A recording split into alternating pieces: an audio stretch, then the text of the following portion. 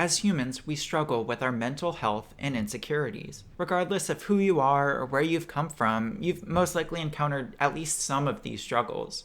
This video will include 2 monologues of a significant struggle each cast member has encountered. These monologues will be paired with visuals that represent the struggles and journeys of the cast member. Please enjoy! I have always gone to a predominantly white school and have struggled with my identity as I always felt out of place and like I needed to be something I simply wasn't. While I still suffer from this uncertainty, I also experience feminist insecurities. As I got into high school, I began getting involved in organizations and I struggled with being a leader. I struggled to be a leader because I feared what people thought of me, how they felt about a woman in authority, how people would perceive my leadership style. I have often tried not to voice my opinion because I fear saying the wrong thing. I fear what people think of me.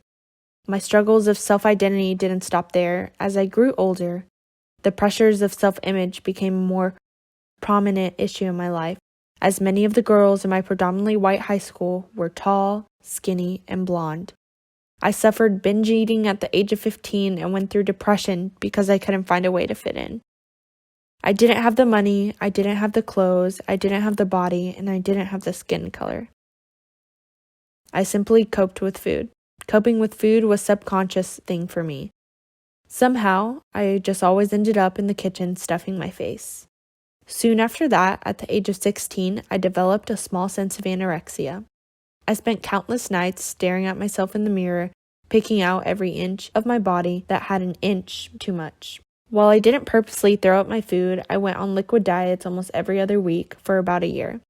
I worked out so much that I became so fatigued because I simply wasn't eating enough nutrients. I even fell behind in school due to always sleeping and feeling weak while in school.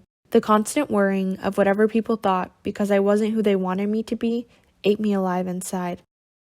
It consumed every other thought in my head. As I transitioned into high school, I found peace within myself. Although I still struggle with these things, I have chosen to love myself and continue to work on myself in a positive way. While I have experienced racism as a Hispanic woman, a lot of the things I went through definitely stemmed from the stigma that came behind the color of my skin. I have never really been exposed to Black racial injustice other than in my history textbooks, but what my history teachers failed to explain in my textbooks was that it's not history. These issues are still so prevalent today. It wasn't until my last year of high school when I began to seek information on the world around me. I quickly discovered the different relationship Black people and white people had with one another. I read articles, watched videos, and was so confused as I had been sheltered away from the truth. I was simply shocked. It saddens me to know and to see how cruel humans can be to one another. It disturbs me to think that some don't believe every human should be equal. My whole life, I seemed to be consumed by the bubble my little town was in, where I thought I didn't fit in and where I felt so alone, but the truth of the matter is that just outside of my little bubble, there are thousands experiencing gender inequality, racial inequality, and sexual inequality. This exposure to racial injustice has allowed me to inspire others and to make me want to make change in this world. I am constantly having difficult conversations with people, whether someone is working on educating me or I am trying to educate someone else. It is important to seek information as these issues are only progressing and become more visible in our lives. I encourage all of you listening to seek information. I'm a different person than I was a few years ago. There's the obvious that I realized I was trans and I've changed my appearance and the way I view myself drastically over the course of the last few years. However, the differences didn't stop with that. I've changed my character and personality as well.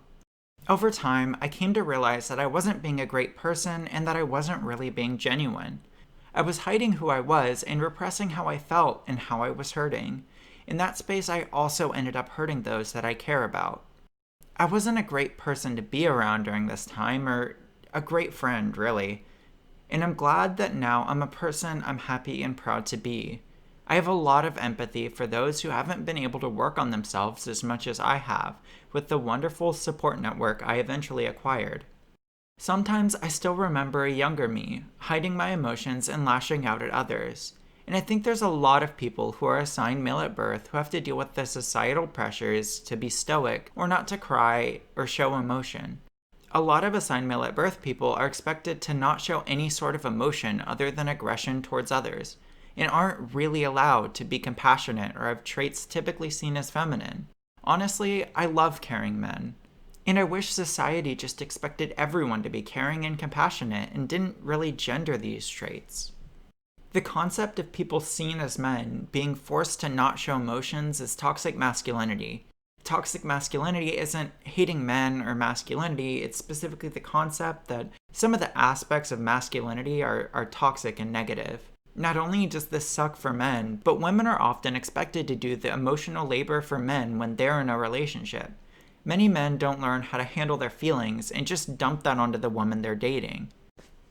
Personally, I wasn't really exposed to the racial issues that affect black people in America until I was in late high school or even as a freshman in college earlier this year. I was in a privileged and sheltered situation in some ways throughout my childhood. I got to go to a private Catholic school for 9 years, and I was sheltered to the point that I didn't know what being gay was until I was in the 7th grade. However, I was aware of how people treated Hispanic and Asian students as they were a larger part of the school population than black students. Even if I wasn't exposed to the particular issues facing these groups, being exposed to the people in these groups and how they were treated in relation to white people was still enlightening to some extent, even if I didn't have a full understanding of their struggles. Between 7th and 8th grade, I suddenly moved out to the middle of nowhere and went to a public school. Even then, black people weren't really a huge part of the population, and the issues particular to them weren't really exposed to me. This was exacerbated by the political landscape of rural Texas not exactly being great for racial equality. I was pretty right-leaning due to the political landscape I was raised in, and didn't understand movements for gender and racial equality. Eventually, after a lot of hurt, I was able to grow in my beliefs and realized that I was denying who I was due to my past beliefs. It feels like forever ago now, but it's just over 2 years, and it's really weird to look back at yourself and not recognize yourself just that short while ago.